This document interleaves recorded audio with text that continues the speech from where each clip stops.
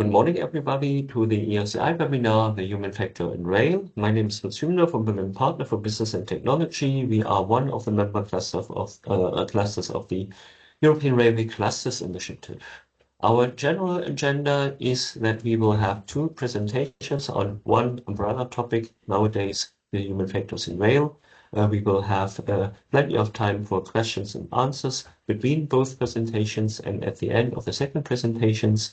And we will show you some news from the ERCI network, then ongoing projects, funding opportunities, and next webinars and events. Yeah, talking about shortly about ERCI, founded in 2010, a legal entity since 2022. We are sitting in Brussels. We are covering 18 rail-related and innovation-driven cluster organizations all over Europe. We are representing over 3,000 entities. The most of them are small and medium-sized enterprises. Not only companies, but also the research community is on board. Yeah, our major services are in supporting indeed small and medium-sized enterprises because they are the majority.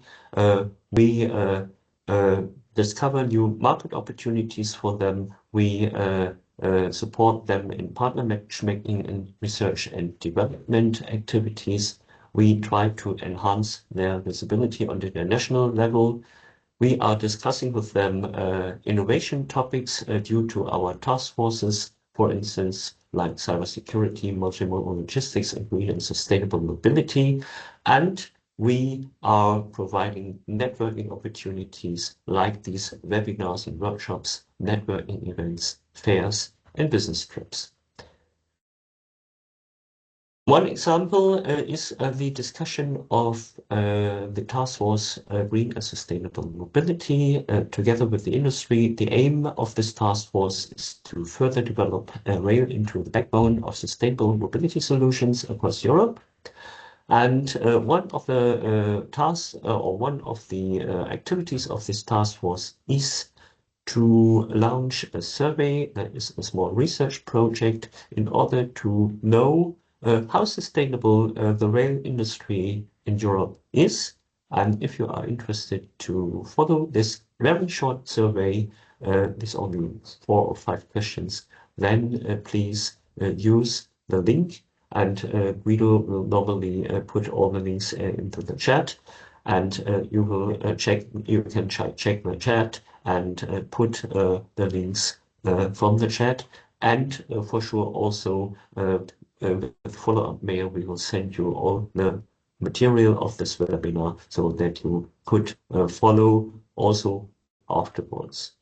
Yeah, our contact data of the European Railway Meta Cluster ERCI on LinkedIn, on the web, and for sure by email. Coming to our first presentation, and I will now hand over to my colleague Kat Appleby. She is the cluster manager of the ERCI Member Cluster Rail Forum from the United Kingdom. Kat. Good morning, everybody, and thank you very much for taking the time out to attend this ERCI webinar.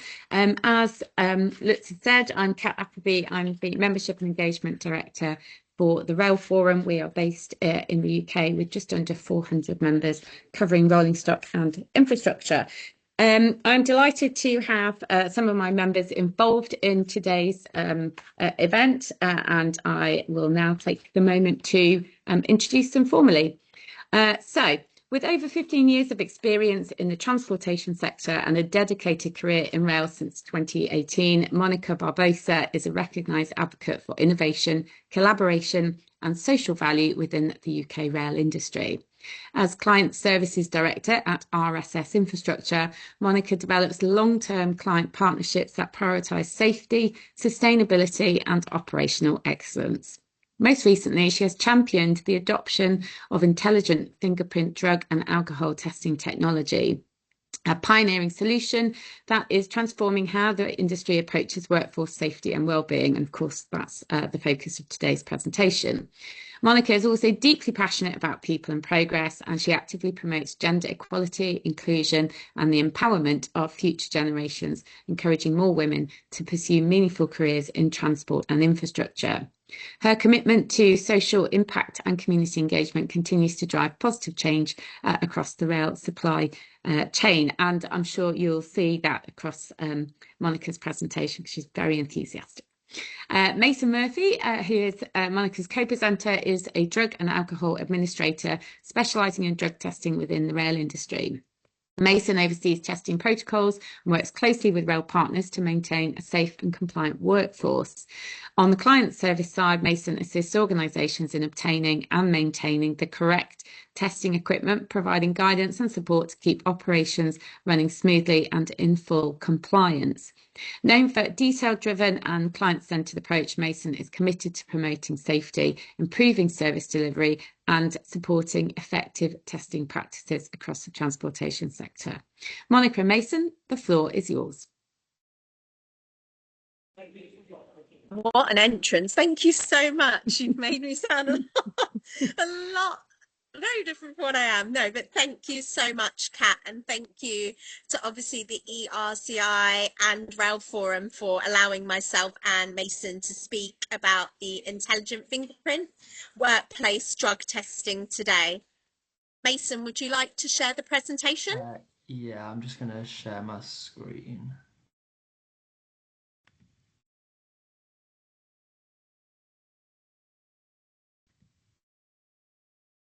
Can we see that? Yeah, and yeah. Perfect. Thank you. Perfect, Mason. Thank you. So I will start. So what we're here to speak about today is a new innovative technology in regards to drug testing. So drug testing is very important in any industry, especially in the industry that we work in the railway industry, as we are safety critical. So we're going to discuss how we can make it quick, straightforward, and inclusive for everybody. Next slide, Mason.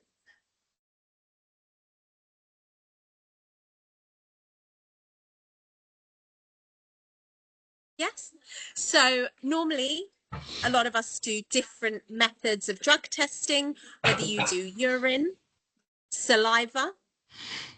This is very invasive, lots of handling of bodily fluids. It's not very nice for anybody, whether you are the person who is obviously giving or you are the person who will have to be taking from it. This is a quick solution as well, so you can actually do sample collection in under 1 minute. We all know what happens. Sometimes people can't go to the bathroom, which happens very often. So therefore, there's none of that. There's also no biohazardous material involved at all. The test is actually very portable and it's very difficult to cheat as well. So we normally say there's about a 16 to 24 hour detection window. So we can see if somebody is fit for work. So now we're going to show a really quick video. If you can't hear it, it's okay. It has all the writing at the bottom.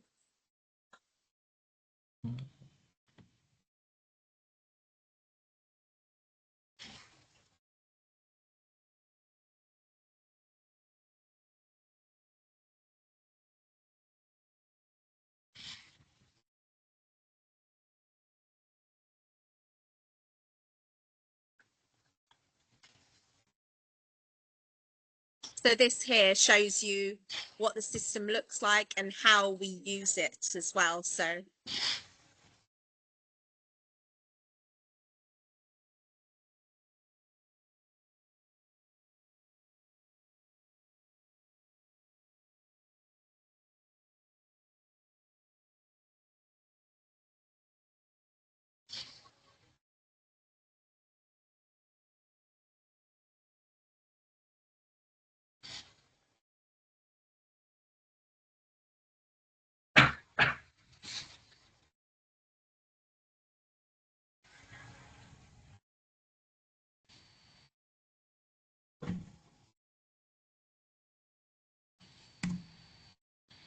Yep, so this is typically how the screening process looks. You take the sample within 60 seconds.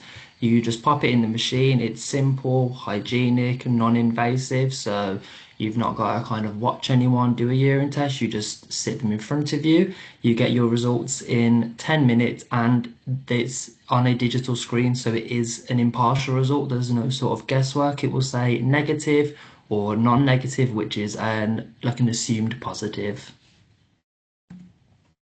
So how it works is our bodies metabolize substances into detectable chemicals. So one of them is sweat, and that's what the fingerprint system detects recent drug use in. It does it through the sweat in your fingertips. The system is typically a fit for use in the sense you can use it on the day and it has a detection window of 16 to 24 hours.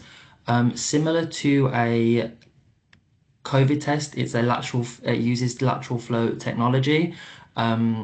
So it just has the antibodies in the test and then it just reads the result for each of the categories.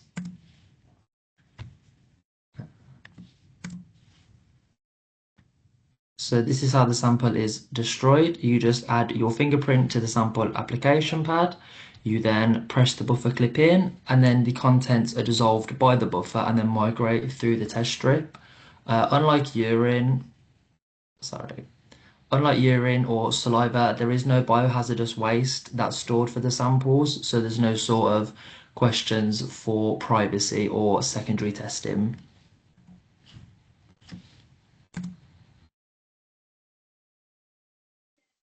So with the service that we provide, we are always here to help. So not only do you get a 24-hour, 7 days a week knowledge hub, so any questions, they're all on the guide online, but we do also have a customer support team. So if you have any random questions, you can always send an email, make a call. We always advise getting trained as well. I always say probably do about 6 people in your organization because you don't want one person to be sick and then you're not able to be able to use the technology.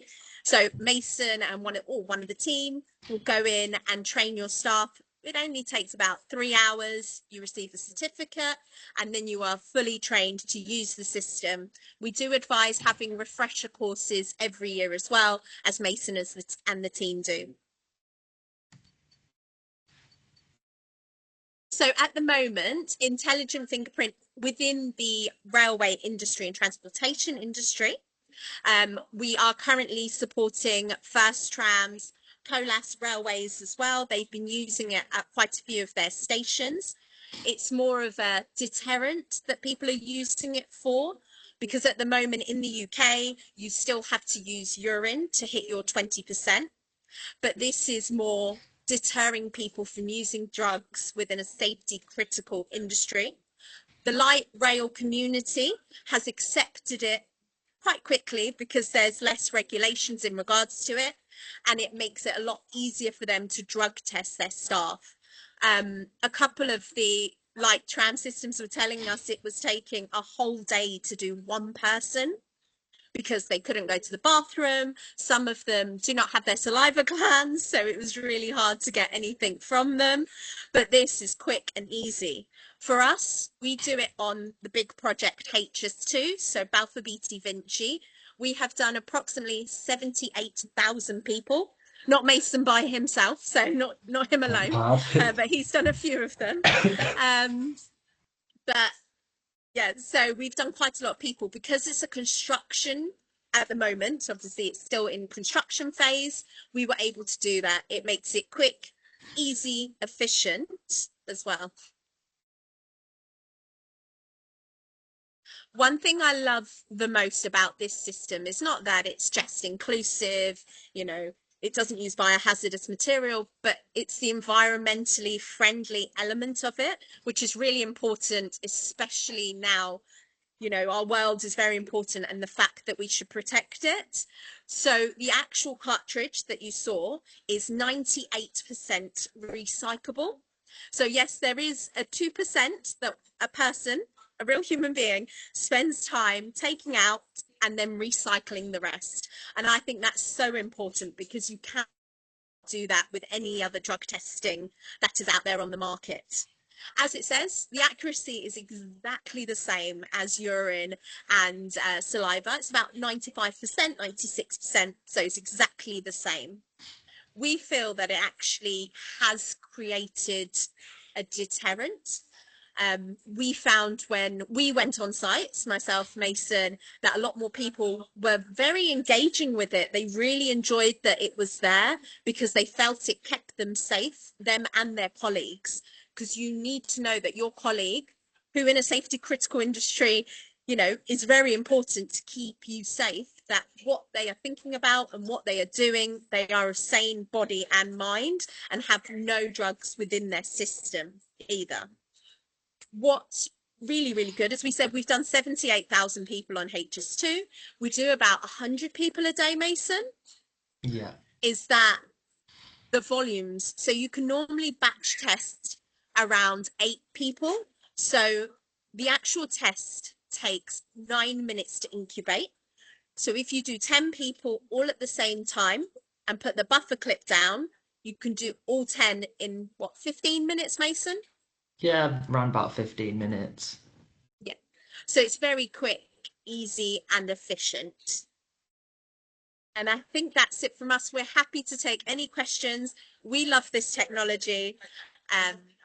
For us, it's really important to drug test people and make sure that they're safe within our railway, transportation, construction industry, especially where there are so many dangers as well. Fantastic. Thank you, Monica and Mason. I did see a couple of questions pop into the chat. I saw Lutz's reminder again that please do pop any questions in the chat. So Guido has asked about the cost of the drugs test and the cost of the device. Is there any information you can provide about that, particularly in comparison to urine and saliva? Yes. So in regards to the actual machine, it is yours, which is amazing. So it's just over £2,000, but you keep it forever. You actually can calibrate it as well yourself. It takes 30 seconds to calibrate. You don't need to send it anywhere. It reminds you to do it every month or every 500 tests. We do a lot of tests, so it's every 500 tests for us per month. So it's really quick and easy. And then you get cartridges, you get a box, but they last for a long time. I think in our storage we have, it's until 2027 they last. We've got a few so now with 2028 on already, so they last a long time. The boxes, there's 25 cartridges in a box, and it's just around £350–400 for a box of cartridges. And Monica, how does that compare with the cost of urine and saliva tests? We've noticed that it is a lot more cost effective because you can do more people in less time. I think that's the big comparison, where you're having to take 2 people's day for one day. So the person who's testing and the person you're testing for a whole day. When you can do 10 people in one go and you do it once a month, you're saving a lot of time and money in that sense. We were paying sometimes for urine. How much do we pay? I can't think off the top of my head, but this is still Can a be lot about more. £100, while this test is approximately, if you're just doing the actual cartridge, it's like £15–20 a test. And because of the quickness of it, it makes more sense. So if you need to do a urine back to lab, you know, if you need to do a urine because it's in your regulations or standards, then you can, but at least you've done the test at first, so you already know what the result will be. Brilliant. So as a reminder, if you've got any questions, please do pop them in the chat. I'm going to keep going with a few questions that I've noted down on the way in. So trade unions, obviously in the UK, we've got quite a lot of trade union activity. How do they feel about the introduction of this test? So at first, I did have concerns and was very like, how are they going to take it? But they have completely embraced it. We've met 4 different unions because the tram operators have asked us to, and they loved it. You know, no questions, no queries. Me and Mason were in a call the other day with the RMT. they said, no, this is great. This is what we want, because it does protect workers. And that's the most important thing. You know, none of us go to work with the intention of having an accident. And this ensures that we do not do that, and that our colleagues are of same body and mind. Yeah, I like that. Okay, here's the playing devil's advocate. It's about using the sweat from the fingertips. So what if you went through a doorway, or you've just come from the bathroom and you've opened the door? Could people claim that it's not them, that it's something they've picked up as a kind of a cross-contaminant? No, so that's one of the big misconceptions is it's from what you've touched, but it is solely from the sweat. So unless you've ingested it, it's not going to affect the result. That's something I hear on a daily basis. They've touched money or a door handle, and what I find is the ones that flag up and then they go back to the lab, the result is still the same. It's from the sweat, it's not from what they've touched. If they've washed their hands and you know they've washed their hands, you can just leave them for about 10-15 minutes to let the sweat get back into their fingertips and then test them. Yeah. Okay. And is there any We actually advise people that if someone does say, oh, I must have touched something, you can always tell them, go wash your hands. Yeah, it takes a bit longer, 10 minutes. If the result's the same, the result is the same. So yeah, fair enough. Is there a kind of a temperature range that you can use this? So could you use it out on site if it's really, really cold, or if it's really, really hot? Does that make a difference? Yeah, so the operating temperature is about 18 to 25 degrees. So it's typically kind of just room temperature. So what they would advise is to not leave it in your car overnight on a really cold night and then expect it to work perfectly first thing in the morning. If you were to take it into a room, leave it there for about an hour or so, half an hour in a warm room to bring it back up to temperature, then it will work like normal. Okay, and a final question from me before I hand back over to Lutz. There are, of course, individuals that have to take medication for known illnesses. Is it possible that they can be read as as something it shouldn't be read as? How does that work? So on the consent forms that people fill out, they are asked to declare any sort of medication that they're on. If you still flag up, there is a whole back to lab process in which there is a medical review officer that will take into account all the medications that you're on to see if that has contributed to the result. Excellent. Okay. I think that's all my questions. A quick call out to delegates on the other end of this. If you do have questions, please pop them in the chat. If you think of one afterwards, please do come back to Lutz or to myself. I'll pop my details in the chat. And Monica, if you want to take questions directly, again, if you can share your email in the chat as well, which is, of course, optional to you. I'll let you make that decision. But from my perspective, and just to wrap up,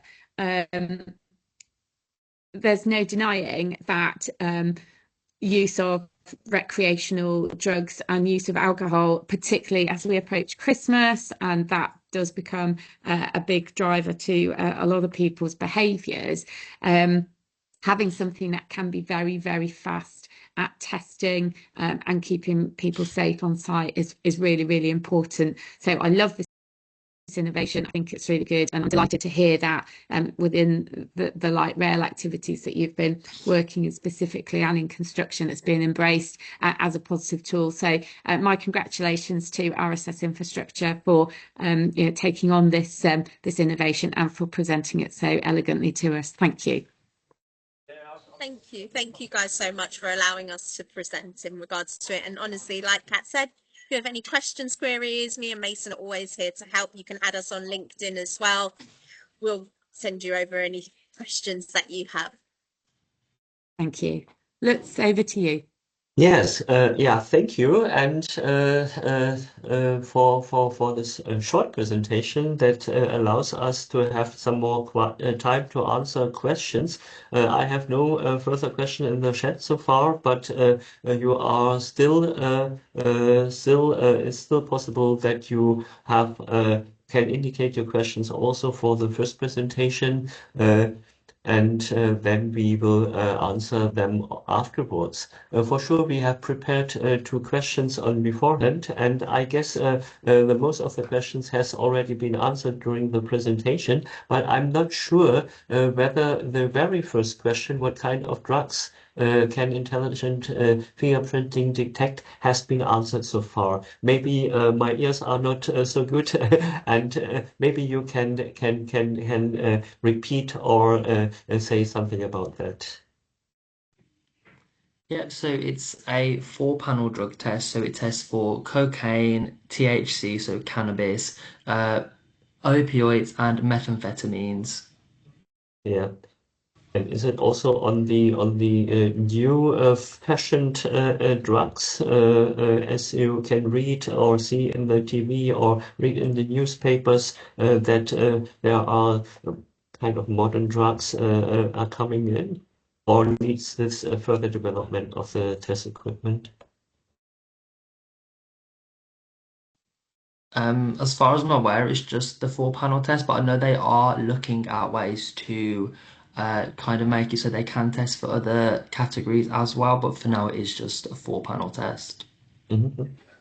The panels cover quite a lot. So in COC, there are other drugs that will be picked up, isn't it, Mason? And the methamphetamines, there are other bits that can be picked up. Yeah. So to tramadol as well. So All right. Then, as so far, no further questions in the chat.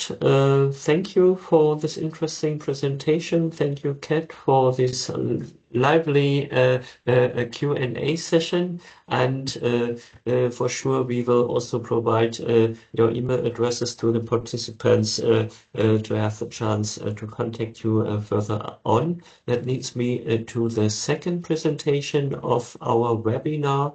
It is from the DLR Institute of Transportation System, implementing a driver advisory system for energy efficient driving.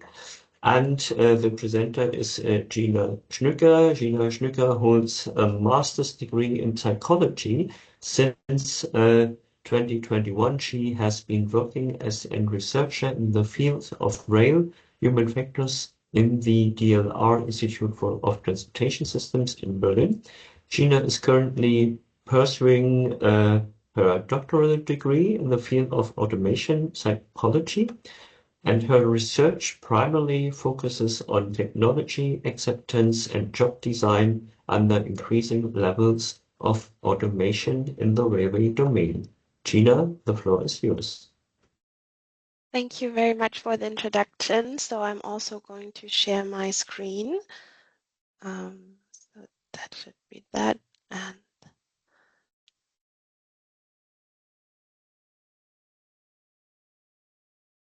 Perfect. yep, okay, let's go. So yeah, today I'm going to talk about the implementation of a driver advisory system to promote driving more energy efficiently. And I'd like to share my insights from a field study that we conducted. First of all, who is we? We at the German Airspace Center do not only do aviation and space, but also transportation systems. At our institute, we have railway research, road and intermobility, and more specifically, our group currently consists of 6 psychologists who are specialized in the applied research of human technology interaction in railways. So we are basically trained psychologists, you can say. And yeah, I'm currently working on my dissertation. And part of my dissertation is the project that I'm going to present to you now. Just to give you a brief overview on what kind of research we do. So we work very closely with the users. Content-wise, we conduct a lot of research at the moment about remote train operation workplaces. We have a simulator where we conduct experiments with drivers. We work with psychophysiological measures, and recently started a new project that I lead with the Austrian Federal Railways, where we equip over 900 train drivers with eye tracking glasses to learn about their visual attention while driving, and also learn how we can reduce the amounts of signals passed at danger. So now coming to the driver advisory system, this project was conducted in the scope of the FASaN program. This was funded by the Federal Ministry of Transport, and we did it together with our partners. This is the ODEC, which is the Ostdeutsche Eisenbahngesellschaft, a railway undertaking operating in the east of Germany, ETC Solutions, who did the front-end application on the device, and then Innovet, who do the back-end development and develop the algorithms for the driver advisory system to work on. But why do we need driver advisory systems? So the simple answer is that energy costs are rising. A little graph I brought you here is what you can see here is the development of the energy prices between 2014 and 24. And this peak you can see here is when Russia invaded Ukraine. And as a consequence, Network Rail, for example, faced a double of their energy costs for the first time, hitting the £1 billion mark just for providing the trains with energy. So railway undertakings do have an interest to reduce energy costs, and driver advisory systems are an non-intrusive, relatively easy to implement, and cheap way to do so. In our case, the use of the system was voluntary, as the driver always has the final responsibility, and we also wanted to avoid resistance. The costing advice, I'm going to go in depth in that in a minute, was giving with a pop-up, but also with an auditive cue. Our project goals in general were to develop prototypical driver advisory system based on the one you just saw that our partners already had in use. We wanted to validate the system in the real world, and we wanted to explore practical improvement, doing so by avoiding load peaks. We wanted the forecast of passenger exchange times, also improve the information passengers would get, and improving the acceptance of the towards the driver advisory system of train drivers. And this was my work package, so I'm going to talk about that. First of all, what you have to understand is for a train to get from A to B, you usually go through 4 driving regimes. So you accelerate to the maximum allowed speed. Then you can maintain that speed. That phase is called cruising. And then you can use the momentum you already have, and instead of going full speed to the next stop and brake at the very end, you can let the train coast for a very long time, depending on some variables, but in general, this is how you should get a train from A to B. And what a driver advisory system does is basically it calculates the optimal point in time to switch from cruising to coasting. Here's another way of explaining that. So the driver advisory system works on algorithms, and it gets dynamic and static information it can include to its calculation. That's, for example, like speed restriction, track length and profile, weight of the train. and then calculates the most efficient speed profile. And based on that, it gives the driver the recommendation when to shift from cruising to coasting. And this is when they ideally put the control lever to 0. And that way you can save energy and costs. Simulations have shown that savings up to 15% are possible. A quick dive to the psychology of acceptance, so to say. In general, we know that technology acceptance is based on traits and states of the user or the operator. That can be, for example, their affinity for new technologies, traits of the technology itself, like reliability and transparency of the system, and the environment.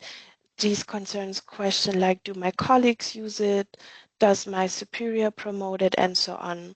And then it's important to know that acceptance has an attitudinal component and a behavioral component, as it is not only important what the operator thinks about the system, but we want to see according behavior in the form of use, or in our case, compliance with the system.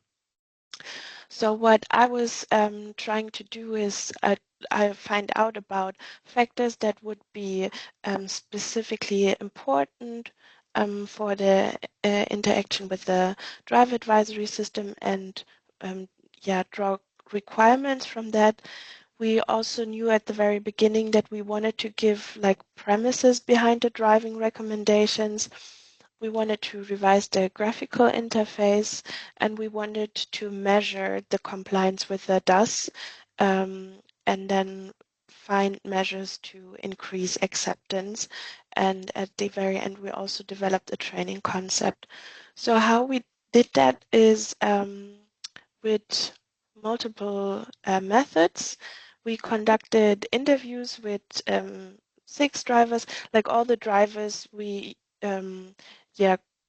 used in this study were from the railway undertaking we were working with. I did also an on-site analysis where I just like drove with the driver in the cabin, asked all the questions about like the working environment and how an implementation of the system could look like. Then we had a little workshop to evaluate different design options, and we had questionnaires before and after the implementation with 34 participants. And we also wanted to analyze the driving data with or without DAS to see if it has an effect on the driving behavior, and to measure behavioral acceptance. So I'm going to give you a brief overview on the most important results. It's like not everything we've done, but just a glimpse.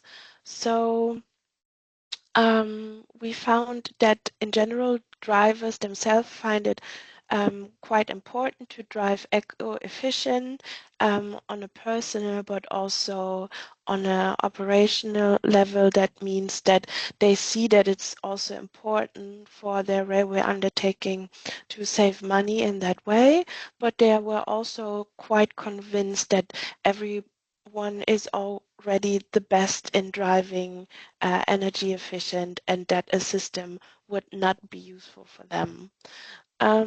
Some of them had previous experiences coming from other railway undertakings, and they were a bit mixed. Their technology affinity we measured was a bit above the norm, which is like not surprising for train drivers, I guess. We also wanted to explore the topic of a bonus system, and 60% said yes, they would be motivated by something like a bonus for following driving recommendations.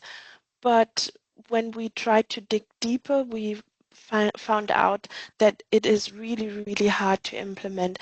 It has something to do with the way this railway undertaking was structured, but as what you can say is that, for example, for someone who is mainly working night shifts, it would be a lot easier to follow more of the recommendations or getting more recommendations by the system in the first place, because the schedule is just not that tight.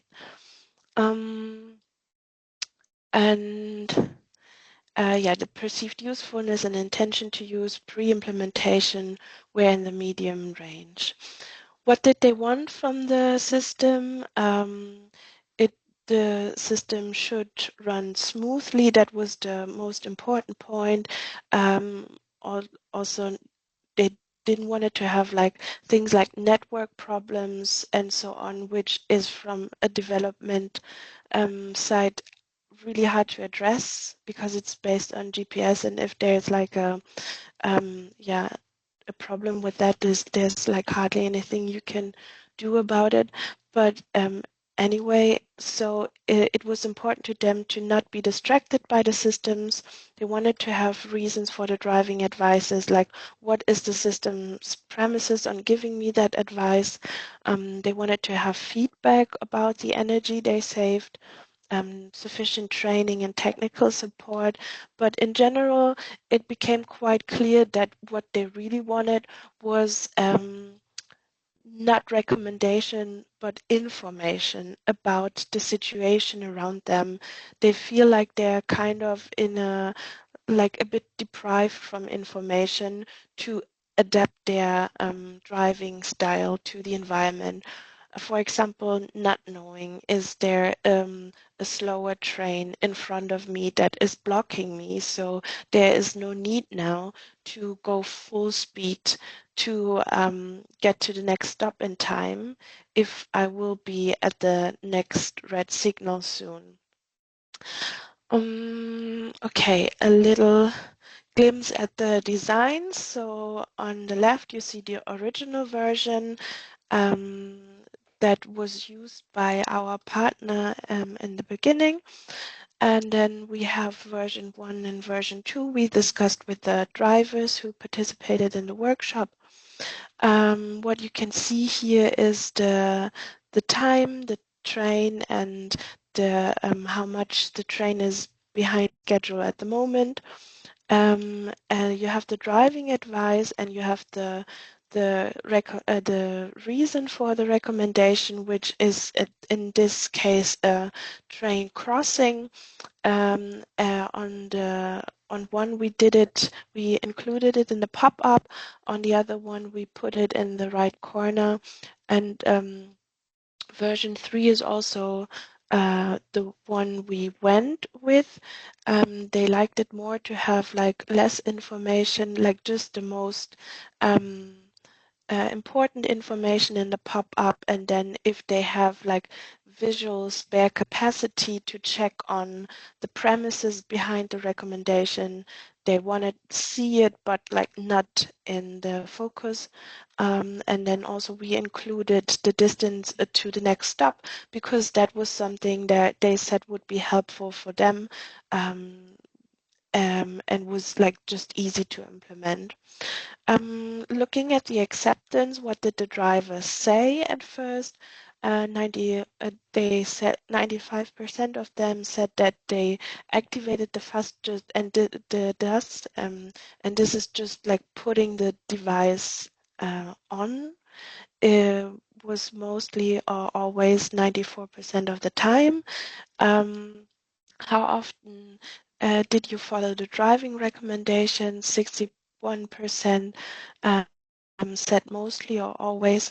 I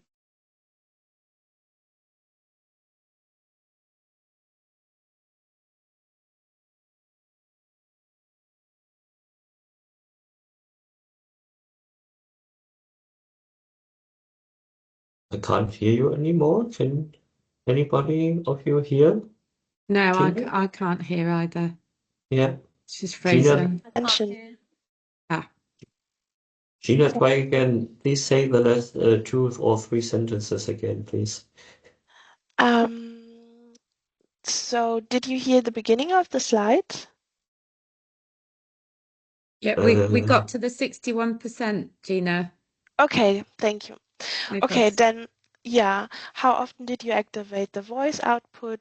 Here 83% said mostly or always, and then we have like the acceptance scale. That is like a standardized questionnaire we use in psychology to assess technology acceptance, and here the perceived usefulness, the ease of use, and the behavioral intention to use the system were also like in the medium upper range of the scale. But we also wanted to know what did they do. So we wanted to know what percentage of the driving recommendations were followed by the drivers. So we looked at driving data of 5 months, analyzed a lot of driving data from 16 drivers, and how we measured that is, so we have the GPS log data from the train you can see here, and we also have a log file with all the timestamps of where the driving recommendations were giving. And from that you can get the speed profile basically. The upper one you see here is the raw data, and the lower one is yeah, there's a Sawatzky-Golay filter over it, and the red bar is every time a driving recommendation was giving. So what we did is we trained a neural network to identify driving regimes. We said like, look, this is how what accelerating looks like, this is what cruising, this is what coasting, this is what braking looks like, and what we want you to find out is how many times in one drive was an incoming driving advice followed by a speed profile we would expect if someone followed the recommendation. And by doing so, we did for every driver kind of like a compliance list and their reaction time. If you want to learn more about the method we used, we wrote a paper about it. So what was happening? The drivers switched regimes at the optimum point in time more often when driving with us. As you might remember, I said that we did have a trial phase without the driving advisory system. It was in the train to give us the driving data and the GPS data, but it was not giving recommendations. And when we then turned it on, they switched regimes at the optimum point in time at 37% of the time compared to 9.5 without using the system. So there was like quite a big effect the driver advisory system had, but still like 37% is yeah, there's still room for improvement, I'd say. So what I want to tell you at the end is measures I think you can take to increase compliance. So a lot of them said it is useful, but not for me because I'm the one who is already like driving like a star. So show them the numbers and make test drives with them. We went a lot of times into the driver cabins, said, okay, can we drive with you, test the device? Can you switch to coasting now? And they were really surprised how well it worked because they were, of course, always a bit afraid if they would follow the driving advice and let the train coast that they will not reach the next stop in time. Reliability is really important. So if you're still in the development phase of the system, test and optimize it with a smaller sample first and make them kind of co-developers. There's always some people that are highly motivated to do so, and then roll out the system once you think reliability is really satisfactory. Usefulness is very important. You can enrich the system with other easy to develop features as we did with the distance to the next stop. Unfortunately, we were not able to do that in that project, but what I would recommend is to integrate the DAS in existing existing systems, because I felt our train drivers already were quite loaded with displays and mobile devices in the train. So try to integrate systems as much as you can. Careful with rewards, because if you do not find a way that feels fair to anybody, it can easily backfire. And the effects of actions are unclear. So it would be a lot better to provide feedback on the individual or organizational level about the effects of using the system. And that leads me to my last slide. So quick conclusion, acceptance is a key factor for this efficiency, because if the train drivers do not accept it, they will not use it, and then the return of invest here is basically zero. And it has an effect on their driving.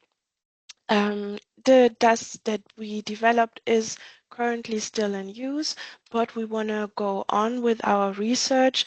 And I already mentioned that we have the challenge of the traceability of energy savings, especially for a single train, as the data we get there are mixed with other consumption sources, is like heating, air conditioning, and so on. So we just applied, or we are looking for money to do a follow-up project where we develop a method to identify energy consumption by sources, and then put that into a feedback for the driver on the effects of his or her actions, and then increase acceptance. This is something I would like to find out going on. So thank you very much for your attentions. I'm happy to answer any questions that are not too technical. And if you want to get in touch, please do that via email or find me on LinkedIn. Thank you. Thank you very much, Gina, for this interesting presentation. Indeed, we have collected some questions from the chat. For sure, we had also prepared some questions on beforehand to once. Did you find individual factors, age, experience, that had an effect on acceptance towards DAS? Yeah, this is something we looked at. And I was actually expecting that, for example, age that sometimes goes along with a lower affinity for new technologies or for change in general would have an effect, but we couldn't find any in our sample. So we tested that for age, for working experience. Gender was not really possible because we had one woman in our sample. But we did not find individual effects. They were equally accepting or non-accepting the driver advisory system. Yeah. Second question, why doesn't the system simply implement the driving advice automatically? Yeah, this is like something you might think would be the easiest way. One reason is that the system cannot have all the information the driver has.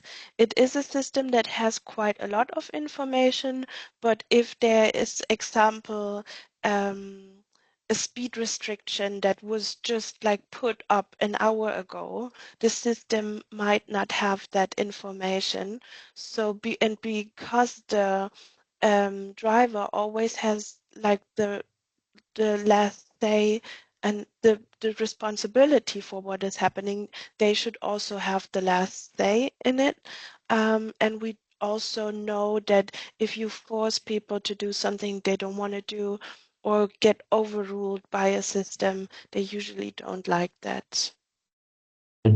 This morning I used an ODEC train indeed to get to the office, and you mentioned that ODEC is one of the participants or partners of the project. Were there any tests in the field, and where and what were the test scenarios? So yeah, they used it really just the drivers we had, they use it on like in their day-to-day work. At the, I don't know, the people who live in Berlin or the area, it's the RE1 and the RE8. So yeah, it was also the way we were testing or picking our testing site, so to say, was had also a lot to do with the speed profiles we wanted to build for that. So this is a bit more technical, but yeah, they're currently on the tracks running. So if you sit in an ODEC AAE8 or AAE1, you might drive with the driver advisory system you just saw. Yeah. Just to explain, this morning I sat in the regional express train number 1, and also the regional express train number 8 was a part of the tests, and it was a normal operation. I guess for sure there is not 100% comparability between the drivers, because every situation, every operational situation is a single one for sure. And as we had 15 years ago some tests with a cabin at the Wildner test center, then for sure we could build certain test scenarios on that for normal operation, for trip grade mode, and for shunting operation, and that was, as you said, a normal test under normal conditions. Yeah. Was it also something special with the weather, or was the weather fine during the tests, or? Yeah, we know that with that weather has an influence on train coasting, because if the tracks are slippery, if there is maybe wet leaves on it, you have to brake a lot earlier than you have if like everything is just dry and normal. Yeah. This is something that the drive advisory system right now does not consider. It does not have weather information. But we, like in the training of using the system, we explained that to the drivers so that they know, okay, you might have to kind of like correct these calculations a bit if the weather is not so good. But this is also something that we would like to further develop and improve. Yeah. Yeah, and if you mentioned the funding program before, it was the IM fund funding program by the German federal government. It is on using data for improving processes in mobility and so on. Yeah. And so for sure, you have some further possible development steps therefore. Coming to the next question, how privacy aspects due to GDPR of train drivers are managed? So the participation in this project and also providing the driving data was voluntary. They had to fill out forms with all the data we gathered about them, and it was DSGVO conform, and this was also checked by their union. So yeah, and I mean the ODEC has like 300 drivers, so there were also a lot of drivers who said, I don't want to do that, and they didn't have to. But we were happy about everyone who did help us with the data. Yeah, shortly to explain, DSGVO is a German abbreviation of GDPR. And coming to the next question, how do the unions react? So yeah, as I said, this also the plan for data acquisition and so on had to be checked by them, but also then the system itself, like everything that is like a technical change in the driver cabin has to be signed off by like something like a safety committee of the ODEC and then also by the union. And they had like some feedback about coloring of the pop-up for example. So we adapted that and it was fine, but they were always like closely involved in the work. Yeah. Okay, coming to the next question, what is the scale that you use to measure the acceptance? It's a technology acceptance scale. It is based on a very basic and widely used model of acceptance, and it says basically, okay, acceptance has this components of how useful is the system for me in my work and how easy is it to use for me, and from that, do I have a behavioral intention to use the system? So this is like a very widely used scale in psychology, but also in management, for example. But we do sometimes find, and this is also something our data shows, that especially in the context of work, there's sometimes intention behavior gap. So there's a gap between what people say they will do and what people will do. And so this why it was important to have these measurements, but then also really look at the driving data and look at what they actually did. So I have another question. Are you using artificial intelligence in your optimization tool? Does it refer to the system or the method we use to analyze the driving data? Guido, raise your hand and open your micro and specify your question. Guido? Yes, both. Both. Both, okay. For the driving advisory system, currently not. It is based on normal, so to say, algorithms. For the neural network, yeah, we used AI methods to identify the driving regimes automatically because we were just there were a few other options we explored. Don't want to get too mathematical in that, but this was the method with the best results. But with the results we got, we cross-checked them. So we went on a drive with a driver who, so we kind of saw, okay, did they implement it now and did they or didn't they? And then we put it in our algorithm, got a result, so we could cross-reference the AI analyst with the real world. So we had a ground truth we could base it on, and it was working quite well. But if you go into that paper I just saw, or if you like Google my name maybe on ResearchGate or something, this paper will come up, and there's also like all the details or like a confusion matrix, and yeah.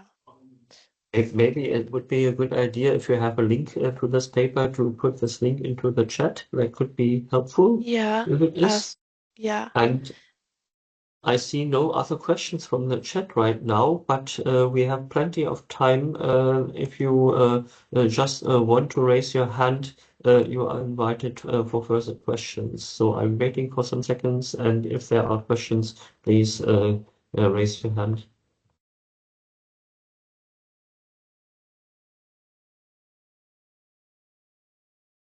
No hand raised at the moment. For sure, we will provide also the contact data of all the presenters to you so that you might also have the chance to contact them after the webinar for your questions. Yeah, for sure, you still could raise your questions, and I will proceed with the presentation here. And for sure, first is the invitation that I want to know, or we want to know as ERCI, how do you felt with the ERCI webinar, or you are interested to present your innovation solution in one of our next ERCI webinars, please let us know. There is a very short questionnaire which will be also putting into the chat right now.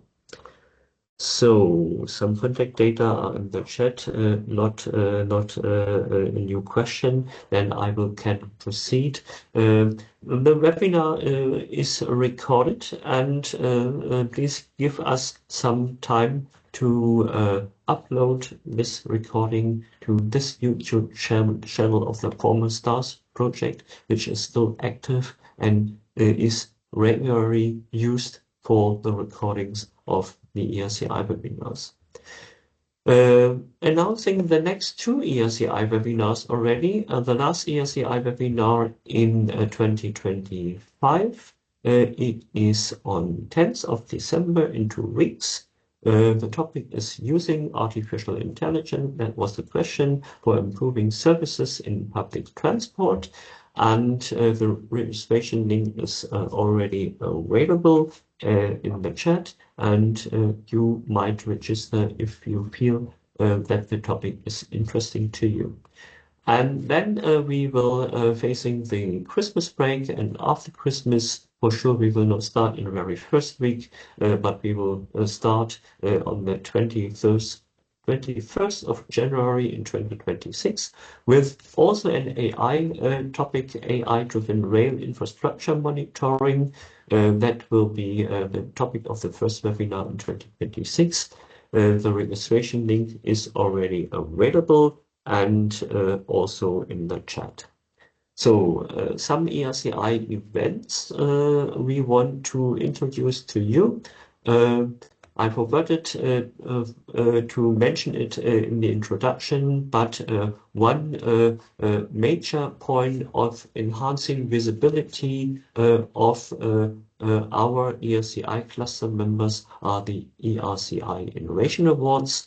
They take place every year. You see the picture from the last awarding ceremony in Milan at the Expo Ferroviaria, and every 3 years for sure the ERCI Innovation Awards will be awarded during the InnoTrans Fair in the next year, probably on 24th of September, but the date has finally fixed. Before doing so, we have to receive applications. It is a two-stage approach. First stage is the application on national and regional level at your ERCI member cluster. Please contact your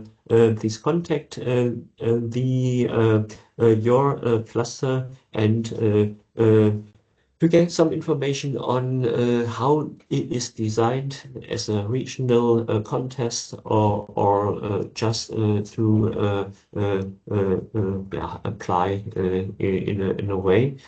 Second stage will be the nomination of each ERCI member cluster for the European contest. Each member cluster could nominate up to 3 applications, and then the awarding ceremony during the InnoTrans. So then funding opportunities. We have still the ongoing call for proposal for the Europe's Rail Joint Undertaking. There are open topics for the flagship area projects as well as for the exploratory research topics. And you will find all the information when you follow the link to the Europe's Rail Info Day, which took place on 10th of October 2025 virtually. And if you go to the site, you will find the presentation, and you will find the information to the B2Match platform. There are over 400 participants of the B2Match platform, maybe also interesting context for your purposes. You might investigate that. You will still have the chance also to register to that platform in order to get in contact to other people. And yeah, maybe there is an opportunity to you to join one of the consortia.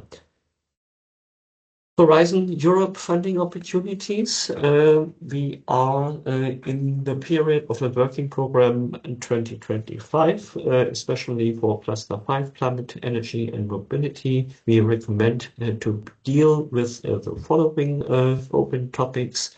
which are mentioned in the slide. All the deadline of these topics are the 20th of January.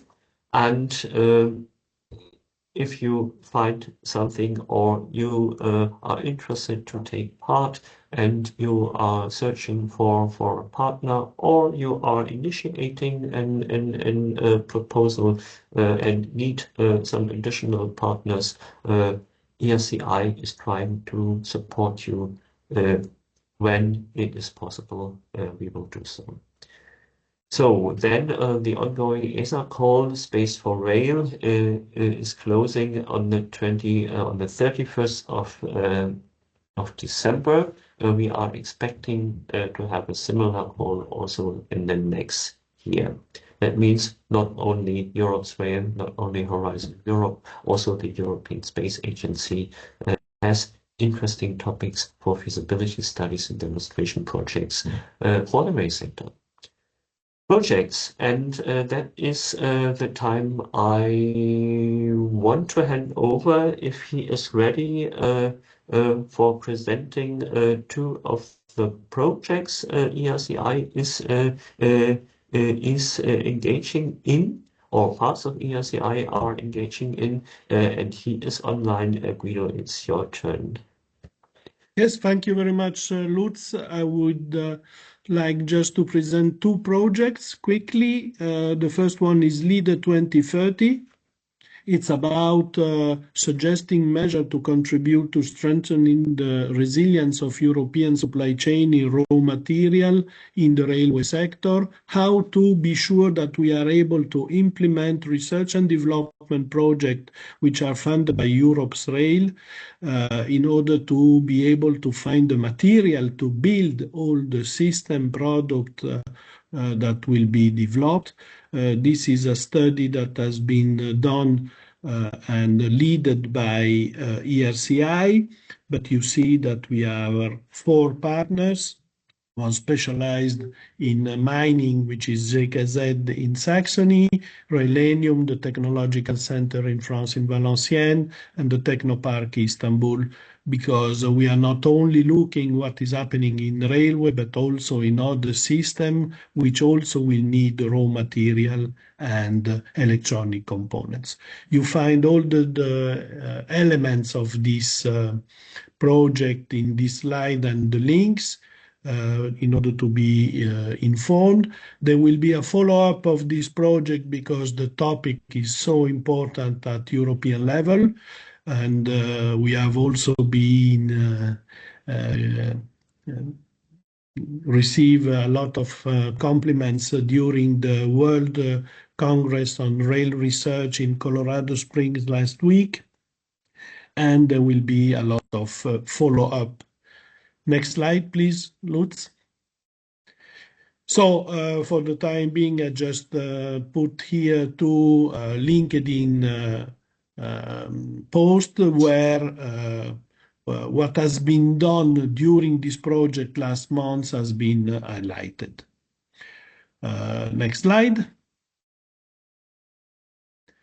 The second project is called Idealist, is helping SMEs in tackling supply chain disruption and boosting advanced technologies. We have seen some of them also listed today, AI, but also Internet of Things, machine learning, cybersecurity, big data.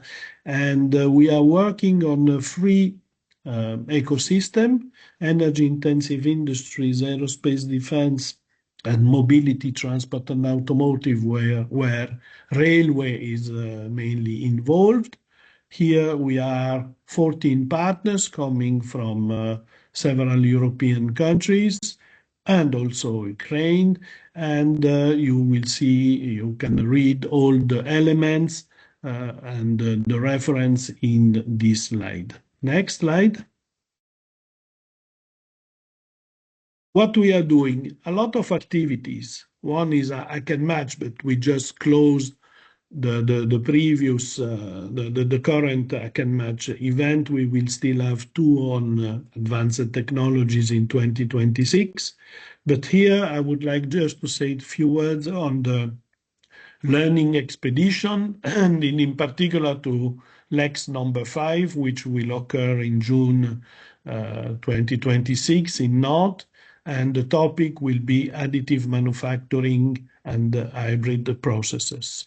SMEs are invited to come to Nantes. There is also a voucher covering some of the expenses.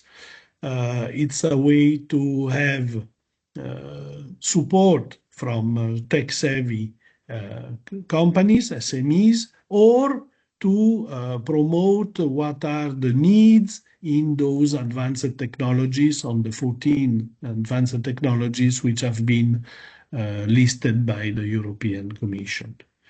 Okay, so this should be my last slide. Lutz? Yeah, and Thank you. meanwhile, I put a link to the Idealist project news and events on the chat. You could register to receive these Idealist project news on the regular basis for sure free of charge. Then you will find all the current information you need, for instance, for participating at learning expeditions, and also the 2 remaining Hack and Match events Guido mentioned. So, coming again to the next 2 webinars, we will have the one on the 10th September. Both webinars are on AI, using AI for improving services in public transport on the 10th of December, and AI-driven rail infrastructure monitoring on the 21st of January. If you are interested to present yourself with your innovative solution, or if you have some further hints for us, for ERCI, how to design the ERCI webinar, then please let us know. And thank you very much so far for your attention, and hopefully see you soon in 2 weeks, and have a nice day. Bye-bye.